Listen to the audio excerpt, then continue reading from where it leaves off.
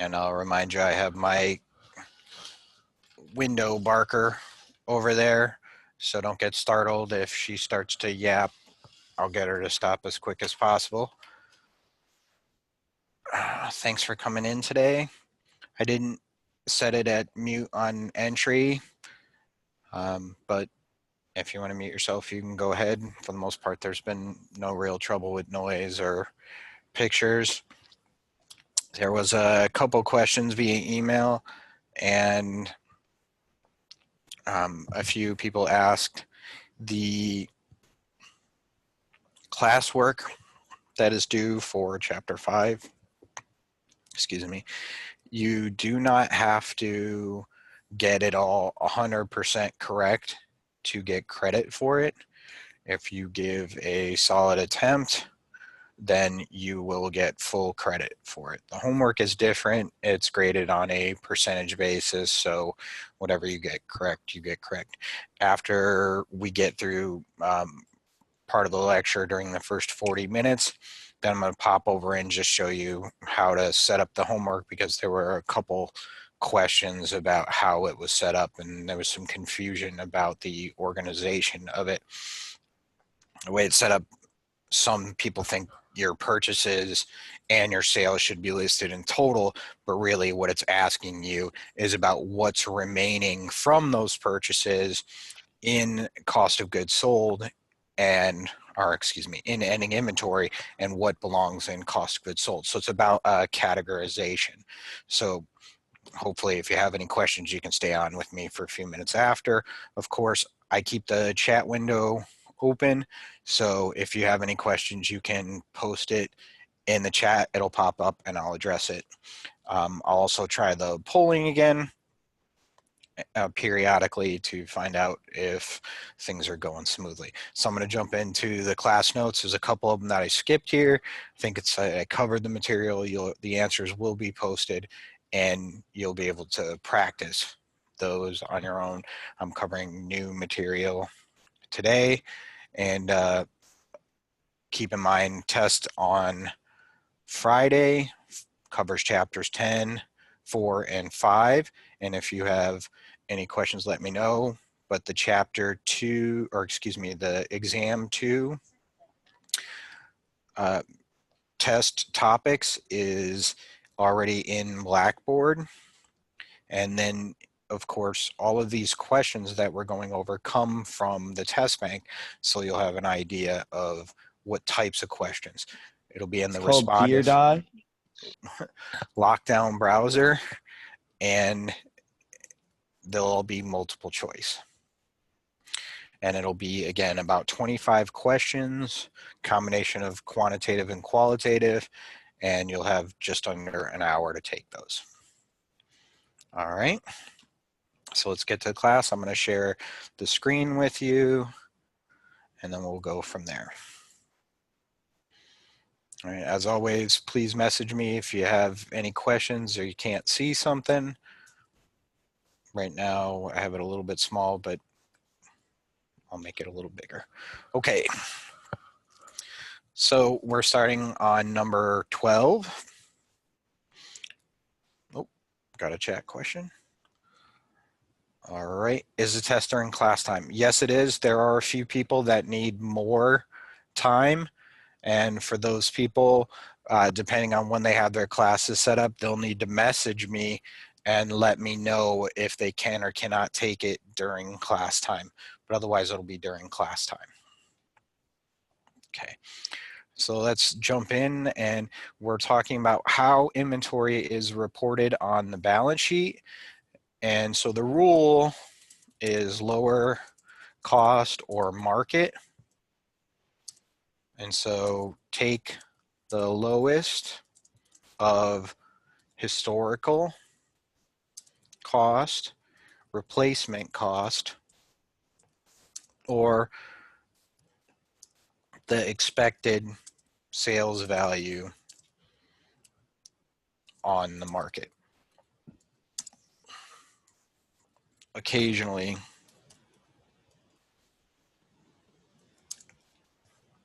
I don't know what I spelled there. Occasionally, the market price will drop or inventory value will decrease.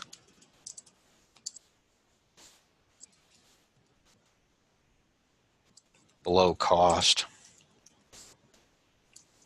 but usually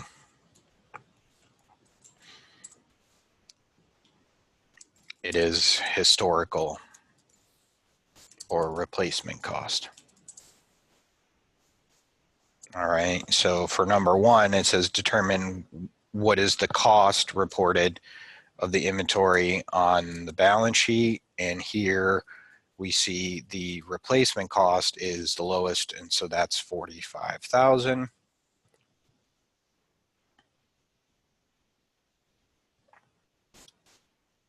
Someone asked if I will be on chat during the test, and I will try to set it up so that I'll be on Zoom, but you'll be on the Respondus lockdown browser, so it won't do you any good because you can't get anywhere. So you'll have to keep my phone number for text messages, and I've posted that a few times, but if you need it, just email me.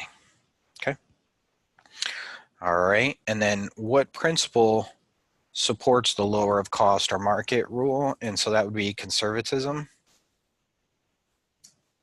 And also you want to match revenue.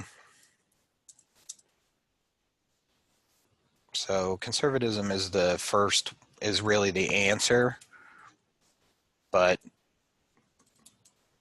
you know, my input is also matching revenue and expense because you want to record the expense in the period it occurs.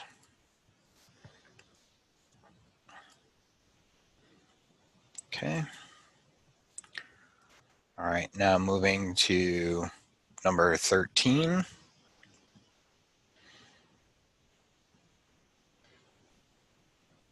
Sorry, occasionally if I seem distracted, I have to move these windows open, and the chat window is kind of a pain because it doesn't shrink down very much.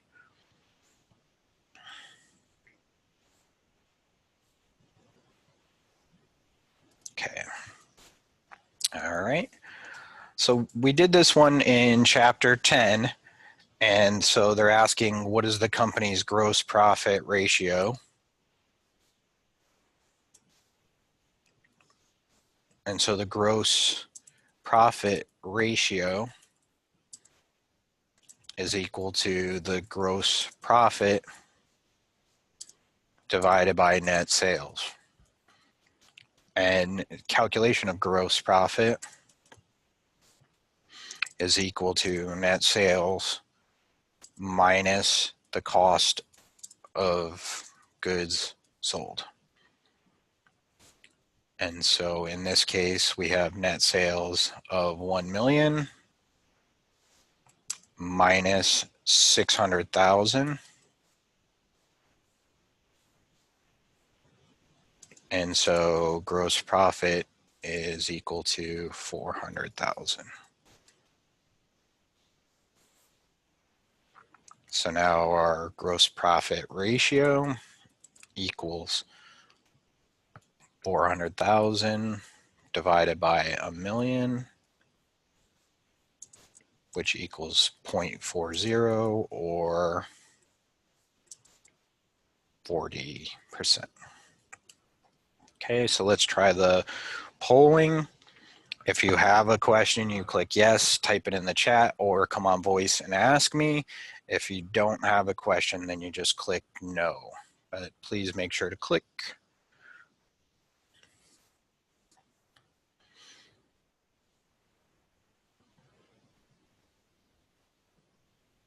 Excellent. Okay, I have one person that clicked yes, so you can type your question in chat.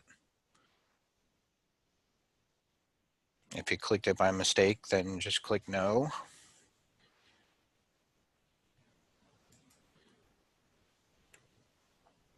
Okay. So now I'm jumping into kind of the second objective, and that is a question that uses the similar framework where we're posting things to our accounting records and then the financial statements. So here I'm going to try to shrink this down a little bit to get it to the smallest size that I can get and still get it on one page, so we can see as much as possible. Excuse me. Please don't feel like if you did miss something on the typing on it, you can't go back. You'll be able to look at the video in about an hour, and also this document will be posted. But don't hesitate to ask any questions. All right. So most of these are older, but some of them have new twists. So I'm going to walk through them kind of slowly and talk about each one. Okay, so number one says May 1st paid 600 cash for 3 months of insurance coverage. So our cash is going to go down by 600, and our prepaid insurance is going to go up by 600. Keep in mind here, we didn't record anything in retained earnings because there's no income or expense at the beginning of the month when we buy it. We have not used it yet. Number two, collected $8,000 from customers for sales made in April. So our cash is going to go up by $8,000, and our accounts receivable is $8,000 decrease. And again, we've already recorded the sale and any expenses related to the sale. The only thing we have left open from this sale is accounts receivable. So this is strictly a one-side transaction, and so there's no choices, or excuse me, there's nothing on the right-hand side of this equation. I had a question come up. Somebody asked, is there going to be fill in the blank questions like this? The answer is no. No fill in the blank. It'll all be multiple choice, but you could very well have a question that has, like example 2, say select the entry from these choices.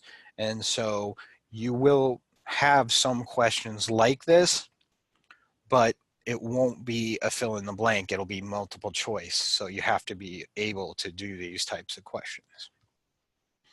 Okay. All right. Number 3 says paid 7,200 of accounts payable from April purchases, 7,200. And then over here, we're reducing our liabilities, 7,200 AP. Now, keep in mind that these questions, or excuse me, for this purpose, what is pasted up here is the beginning balance. So you see up here, accounts payable, 7,200, that's the beginning balance. So essentially, we've paid it all off. And unless we make another purchase on accounts payable, then we won't have any accounts payable balance at the end of May. Okay, excuse me. All right, let's scroll down a little bit here. Number 4, purchased 800 caps at $6.10 each on account FOB shipping point, which means that once it leaves the door of the seller, it belongs to us. That's a shipping cost of $120 also on account. So we have 2 parts to this, but normally you would enter it in one entry, and I'm going to do it kind of separately so we see it. So we have 800 caps times 6.1 per cap. And so that equals 4,880. We also have to add the shipping, which is 120. So we have a total of 5,000 added to inventory. Okay, so this is our entry here.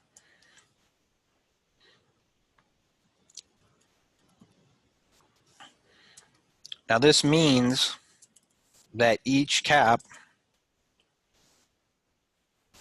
has a value of 5,000, or no, it's not, sorry, has a cost of 5,000 divided by 800, or 6.25. So we have to factor in the shipping for our costs. Now, alternatively, the book says some companies put shipping directly in the cost of goods sold.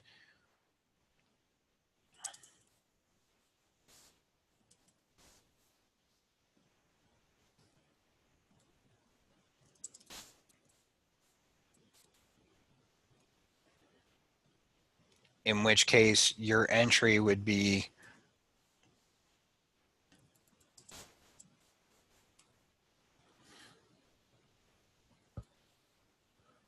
okay. So for our purposes, we are going to use this top one, but keep in mind the text says that there are alternative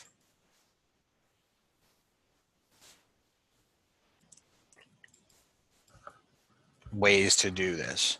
Okay, so we've got the 5,000 in inventory, and we also have 5,000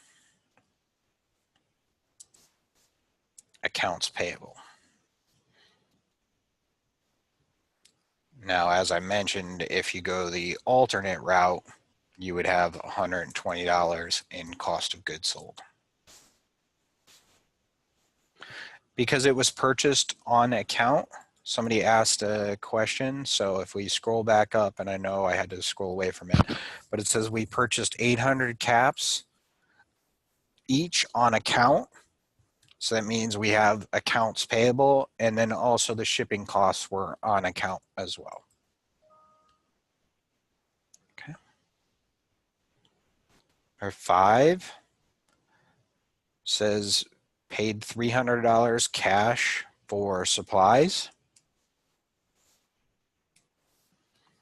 And again, we don't have any expense as of yet because we haven't used them up. With supplies, we usually keep our beginning balance plus whatever we purchase, and then we deduct our ending balance at the end of the year and record whatever we used as an expense at that point in time. Okay. Number 6, it says Tim's Tams sold 1,000 baseball caps for $10 each. It uses a FIFO, first in, first out, perpetual inventory system. Beginning inventory consists of 500 caps at $6 each. Okay, so let's record the sale first.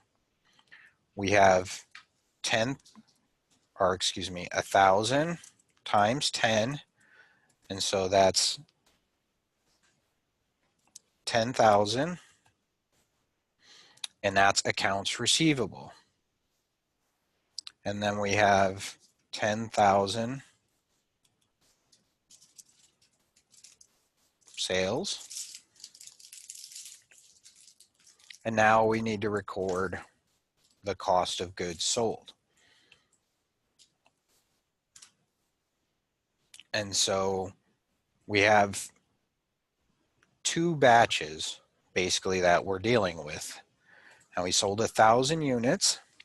So we have 500 from beginning balance. And so we have 500 times 6.0, and that equals 3,000. So we reduce inventory by 3,000.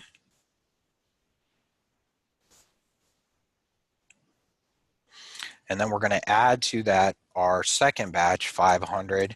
And remember, we recorded them at 6.25 for our second batch. And so that equals 3,125. And so we have 3,125 inventory. Now, in your homework, you would just want to put the one total, and so you would record a cost of goods sold of 6,125 in reduction of inventory.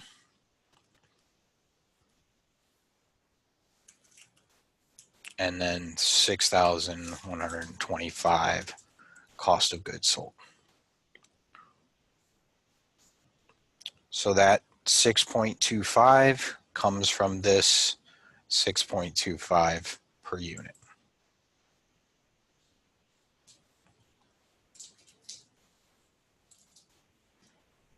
Okay. All right, and the 6.0 comes from up here.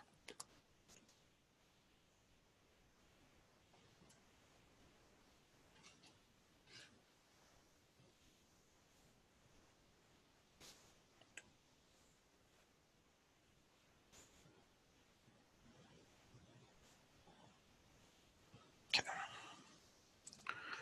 All right, now let's move to number 7. This is declared and paid a $400 cash dividend. So we reduce our cash by 400. And we reduce our retained earnings by 400.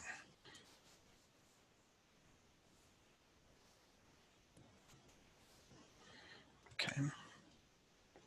Number 8. Adjusted for insurance used during the month. And it says, recall that we paid $600 for 3 months of insurance that began March 1.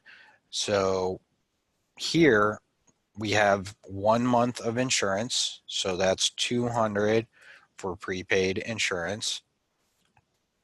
And how we calculate that is 600 divided by 3 months. And that's equal to 200 per month.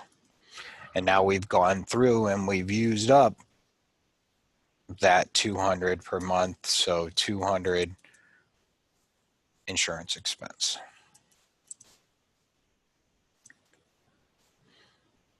Number 9, recorded 1 month straight line depreciation on the $18,000 truck that has a 6th year useful life and no salvage value.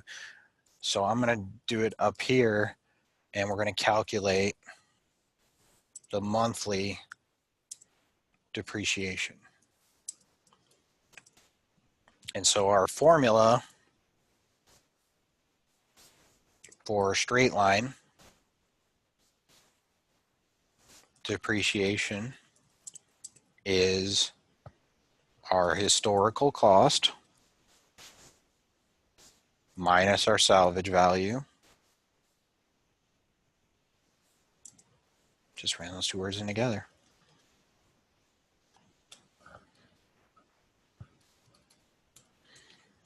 And we're going to divide that by the useful life.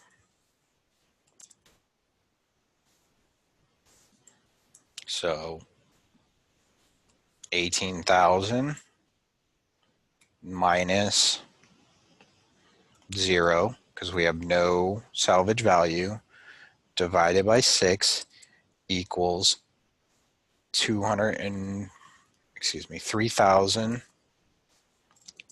per year. Now we have to convert it to months. And so we take the 3,000 and we divide it by 12 months. And that equals $250 per month. Since we're recording 1 month, we have $250. And remember, we're not directly increasing or decreasing the asset value. We're using a contra account called accumulated depreciation. And then $250 for depreciation expense. And then the last part, number 10, is counted the office supplies and found $100 of supplies have not been used. So I'm going to make the calculation up here again.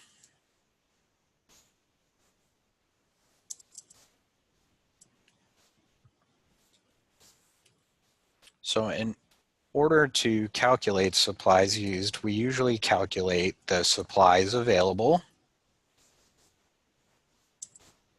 and that equals your beginning balance of supplies plus your purchases of supplies.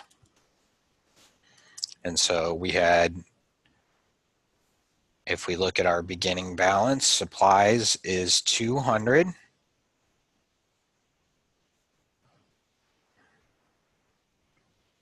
And our purchases of supplies was 300. So that equals 500. Then we subtract the ending balance, which equals 100. So 500 minus the 100 equals 400 worth of supplies used. All right. And so this is essentially beginning balance plus additions, which are purchases, minus the ending balance equals what was used. Okay. So I have a question about where the 200 and the 300 comes from. The 200 is our beginning balance of supplies, and the 300 comes from our supplies purchased, which is in number 5.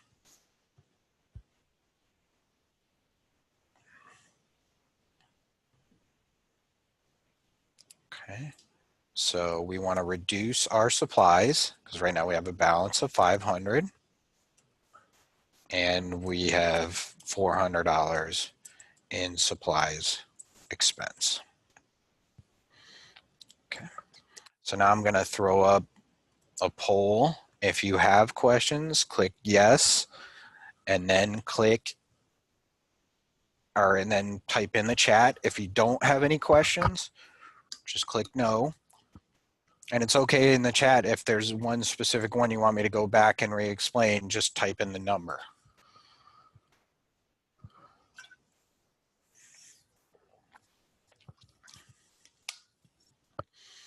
So I had somebody click yes. I don't see anything in the chat.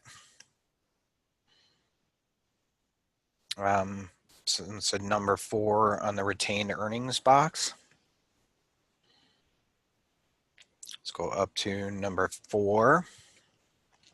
So all we did in number 4 was buy inventory. So there is nothing in retained earnings. Remember, inventory is recorded as an expense when it's sold. So when we see it later on, the expense is recorded in number 6, or at least part of it, excuse me, because we bought 800 and we sold 500 of them. But when we just buy something, supplies, insurance, inventory, we don't record them as an expense until they're actually used. And so in this first couple entries, there's no expense recorded, so nothing in retained earnings. And note that this balances, right? We have a $5,000 increase on the asset side and a $5,000 increase on the liability side. Okay. So now we're going to move down and we're going to fill out some of the statements. We won't get through all of them because in about 10 minutes, I'm going to jump over to the homework. But let's just start with part B.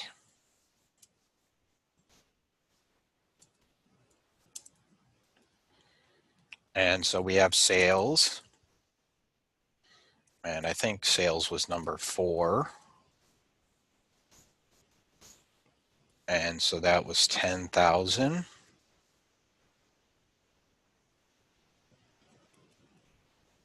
And then less our cost of goods sold, which I believe was also nope, that wasn't number 4, that was number 6, right? 6. And that was 6,125.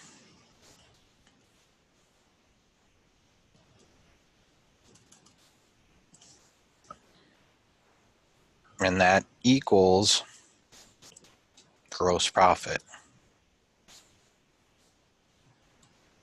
So 3,775. Then we're going to have our expenses. And so supplies,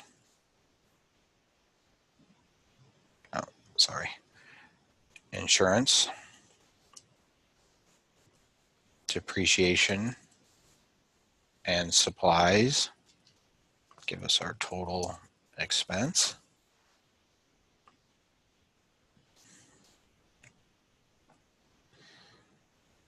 And so our insurance expense was 200.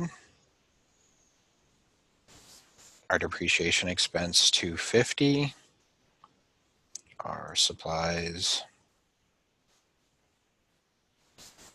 400.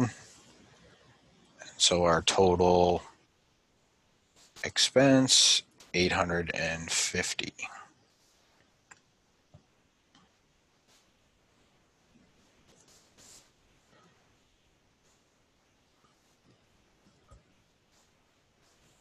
That leads us to our operating income.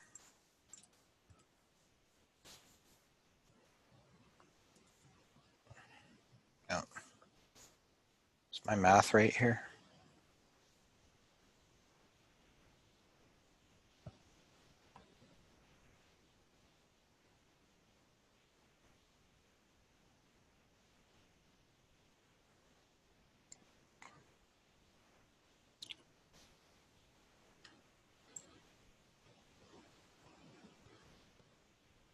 I'm going to go back and check my math here.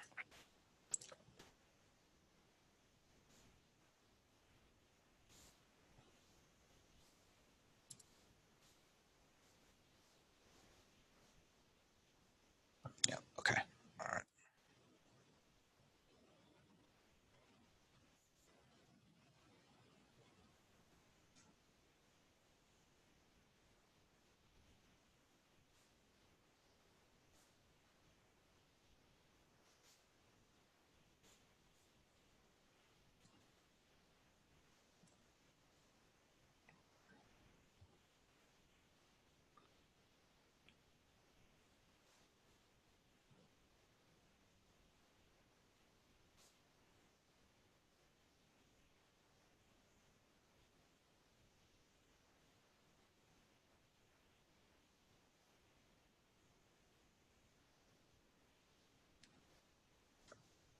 I did make a math error.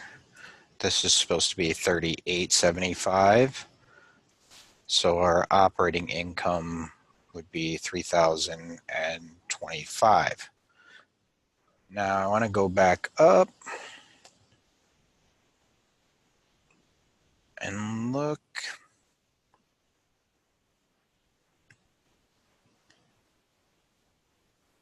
So it doesn't give us any details about the note payable.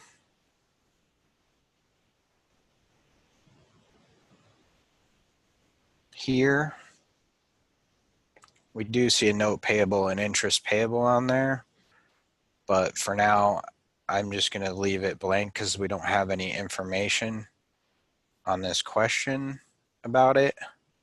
So interest expense,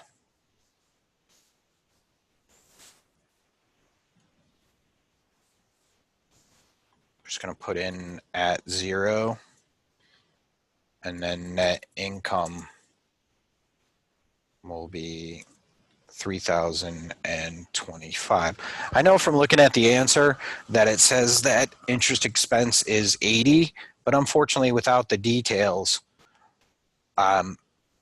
there's nothing that I can do. There's nothing more I can put in here, and it's kind of a shortcoming in the text unless I didn't copy over the problem correctly, but since I got it from the database, it should have had another number in there because there's no way to tell the details about it. Okay. The question somebody asked is, will they have any of these parts in the exam? And the answer is, it's going to be multiple choice. So you could have a question that asks you, what is your operating income? And so you'd have to set something up like this to calculate it, but you don't need to, you're not going to be asked all of the parts like this, which is unfortunate because you're not going to be able to get partial credit. Now, there won't be as much that goes into a question like this, but learning this big picture will hopefully help you understand the parts of it. And then there was another one that said, where does the operating income come from? And so we have gross profit less the expenses equals the operating income. So the 3875 minus the 850 equals the 3025. So A,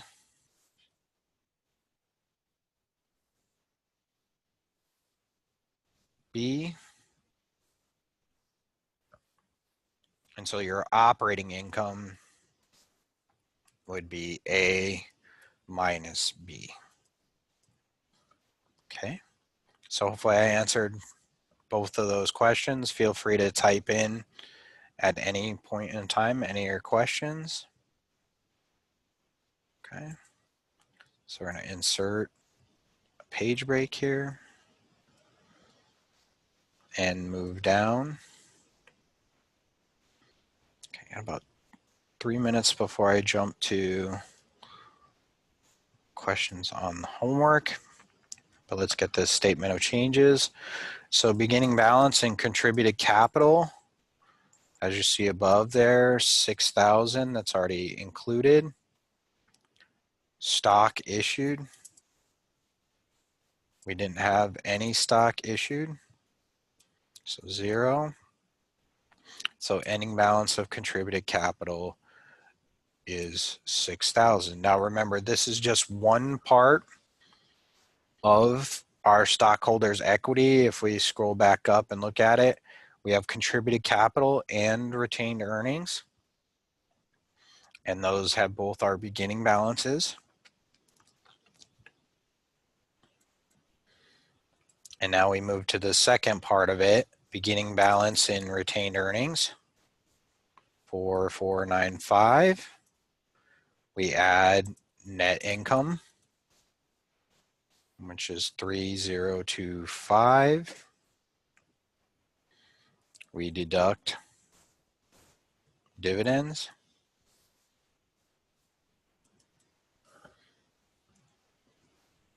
$400. And our ending balance in retained earnings, gotta punch up the calculation real quick here.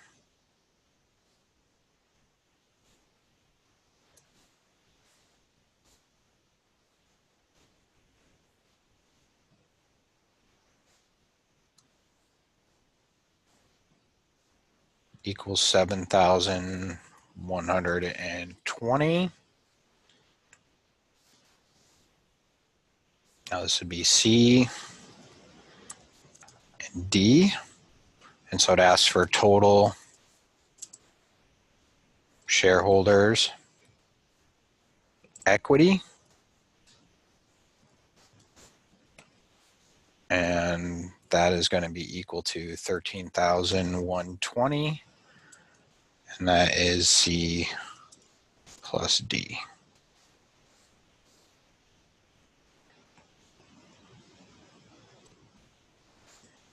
Okay.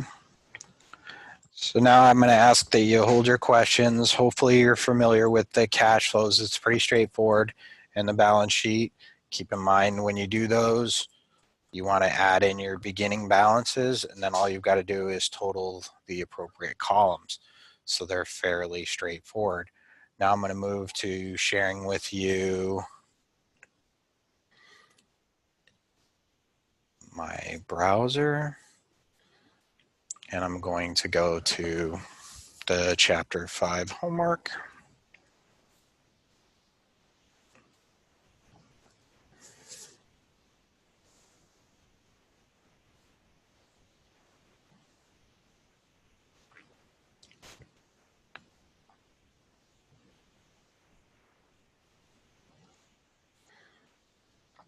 Go out to the assignments.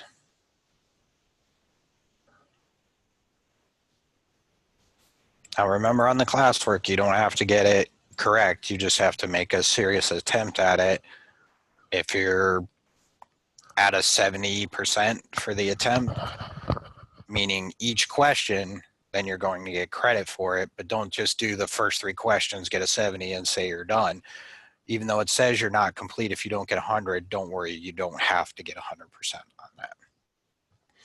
All right, let's jump into the first question. And I know you can't see it yet. Give me 1 second and I'll show you the window. Okay. All right, you should be able to see it now. And keep in mind that in order to see the details from the information, you need to click that box. And somebody just asked, it isn't due till Wednesday. That's correct. But I am going to finish all of Chapter 5 today. If you have some wrap-up questions on Wednesday, I can answer them. If you have any exam questions, I can answer them. Keep in mind, there are some extra questions on your handout, so you can do those for practice for the test. You can look at your homework. All of the questions are going to be like the handout questions, except for multiple choice. And keep in mind on the handout that I could ask you details or parts of them. So it's important to understand the big picture in order to understand parts of that question. Okay. So you click on the info button and it gives you some information. Now for this particular one, it says that we bought 3 movie projectors prior to this period. So we have them in beginning inventory and they were $350. It says 8 additional projectors were purchased during the month or during the period. And it's asking you initially to calculate the cost of goods sold using first in, first out. So we know we had 3, we bought another 8, so we have 11 total. So it tells us in this little information box, after you click on the I, that we sold 5 units and then we sold 2 and 3 units. So we have 3 purchases for a total of 10 sales. So I'm just going to type that in the chat. Our beginning balance equals 3, purchases equal 8. So units available for sale equals 11. We sold 10 units, so 1 is left over. All right. So now first in, first out means the ones that we sold are going to be our first ones. So what this is looking for in the question is for you to say, okay, what batches were sold? So we sold 3 of the first ones at $350. And then it's just asking you to multiply them out. I don't know why it's having you do the math. Normally, you know, in systems, they just kind of pop this part up so you don't make a mistake. Just try not to make an error on it. I did earlier in class I got a 96 instead of 100. It happens. All right. Now the next batch, we purchased 4 at 400 each. I'm hoping that you can see the little dialog box, but if you can't, if you click on that icon, then that'll show you where I'm getting my numbers from. So that's 1600. So now we're up to 7 units. And so we have 3 more that we have to account for. And so mine says 3 at 375. So we multiply that out. 3 times 300 is 900. 3 times 75 is 225. So we add the 900 and the 225, and we get 1125. Now, we still have this one left in inventory. We've got the 10 that we needed to account for, so that one's going to be 0 because it is not part of cost of goods sold. And so we know, okay, it's got to be later on recorded as our ending inventory. So now I'm just going to add the costs.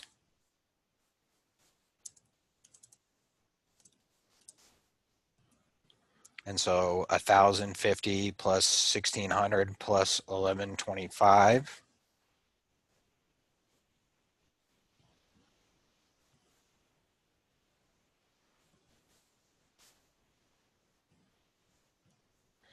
is 3,775.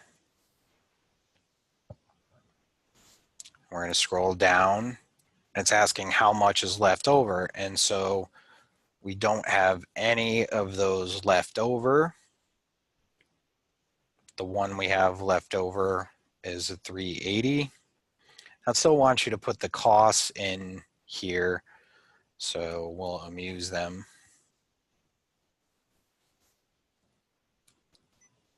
Oh. And so our total cost 0, 0, 0. Multiply this one out, we get 380.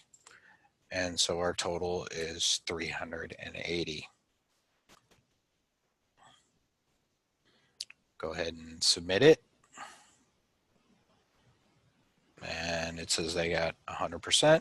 Oh, sorry, it popped out of that window. I'll pull it back up here. Give me 1 second.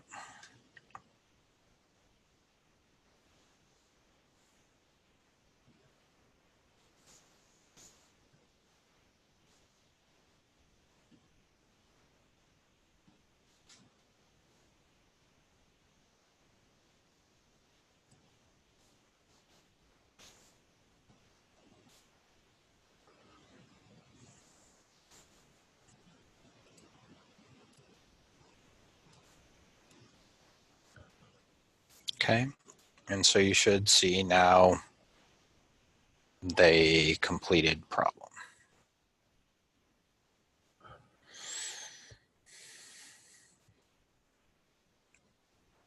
Okay, so that's fairly straightforward. There were a few other people that had questions about the classwork. If I didn't answer them, please stay on. If you have any other questions, please type it in the chat. I'm trying to get to the chat right now. Give me 1 second.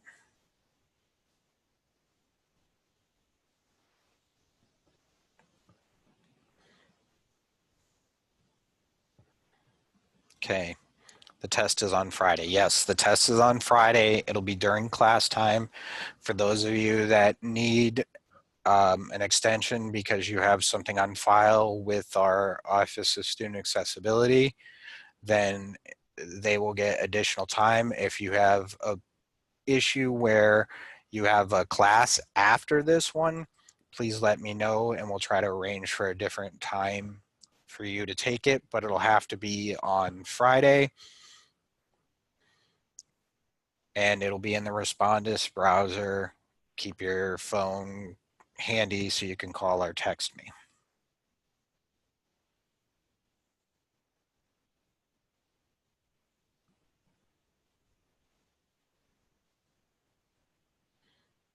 All right. there are no questions, you're free to go. Have a great day, and I will see you on Wednesday.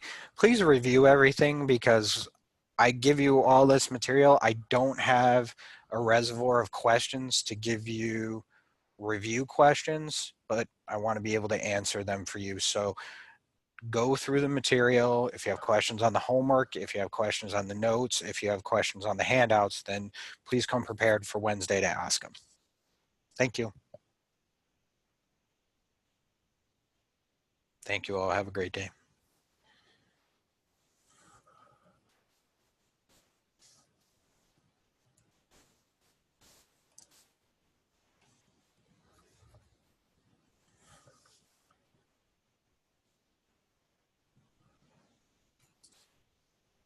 I am not muted yet, but nobody